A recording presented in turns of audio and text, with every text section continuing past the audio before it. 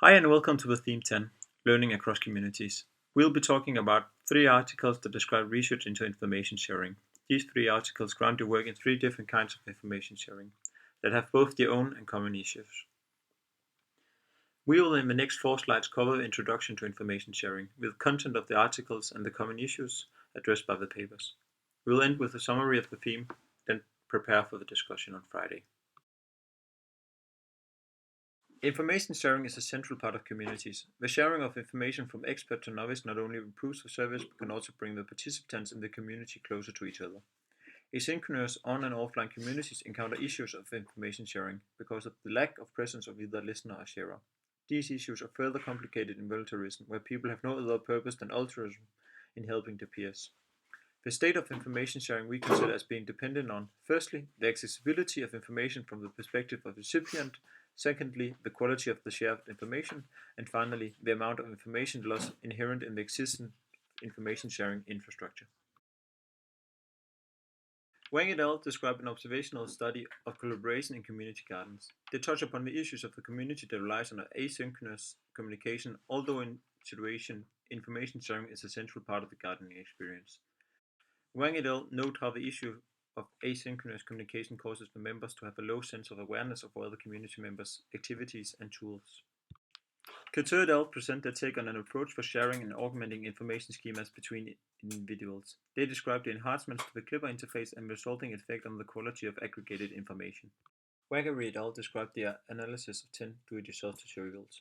They identify several issues in the study do-it-yourself guides, including the quality of the guides, herein the use of visual and textual documentation of the work. Other issues are lack of preparatory information and poor use of illustrations. Waggery et al. Recommend the use of visual illustrations as an integrated part of the guides and a thorough preparation guide, so that the user has gathered all the materials and tools required to complete the tutorial. They argue that designers should function as mediators or translators between author and audience to improve the current ecology of learning. In the article, the sharing of information consists primarily of the sharing of competences, that is, the passing on of information and competences from expert users to novices, as well as the improvement of the information supplied by novices, such as in the Clipper interface. In the garden community described by Wang et al., information on the bulletin boards quickly expires. In addition, it's hard for members to react on the board, supporting only one-way centralized communication from the community board to other members. Quality synchronous information sharing only takes place in the garden between members active in their garden beds. Couture et al. Describe the issue of information loss occurring after the information forwarding by the users in the work to solve a problem, such as looking for a new camera. Couture et al. Argue for the advantage of preserving the information for later use by other users. Furthermore, the possibilities of aggregation of information to improve upon these schemas is useful to the community. This is alike to the information sharing in Wang et al.'s community gardens, where few experienced members help and provide advice to novices in the community. Information is hereby shared and aggregated by several other members who have experience within some topic. In the article by Waggery et al., presentation of information is crucial.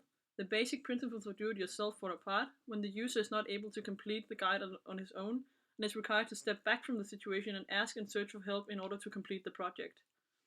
By providing guides of sufficient quality, supported through both textual and visual documentation, the user has the ability to solve their issues unassisted. For the gardeners, the incentive to share knowledge is to improve their mutual relationships as a community. The Clipper users constitute an indirect community sustained through individual schema acquisition and the incremental improvement on the common knowledge. However, no one is thinking about the future users. What is relevant are past users and the quality of the currently available knowledge. In do-it-yourself, people share content for no direct personal benefit, while others only consume the content. The resulting community is thus constituted by skewed relationships. We believe that Waggery et al.'s concept of an ecology of learning is useful with respect to the topic in general. In the do-it-yourself community, informational resources such as tutorials and their readers are connected in an ecology of learning that supports a cumulative development of skills. In Wang et al.'s article, an ecology of learning is most directly seen in the synchronous interaction between gardeners when they meet face-to-face. The message boards used in the garden could perhaps better be qualified as part of an ecology of information sharing as opposed to learning. In Clipper, the information forwarding performed by individuals contributes to the accumulation of knowledge, effectively making the participants into members of an ecology of learning in the given domain. When speaking about learning across communities, several issues arise, whether we are talking about offline activities such as gardening, or activities such as online information forwarding, or something in between, which has been exemplified here through do-it-yourself tutorials. The issues relate to the quality of information sharing and how to retain the competences and knowledge of participating individuals.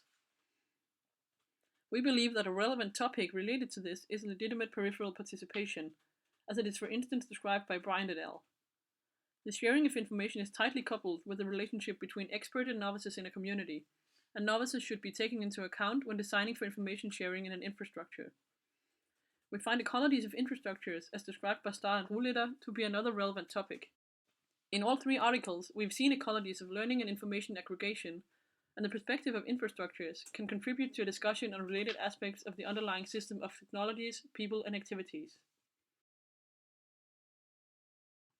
For the discussion on Friday, we will draw upon insights from the themes of infrastructure and volunteerism, as well as the Becoming a Wikipedian article from week 1.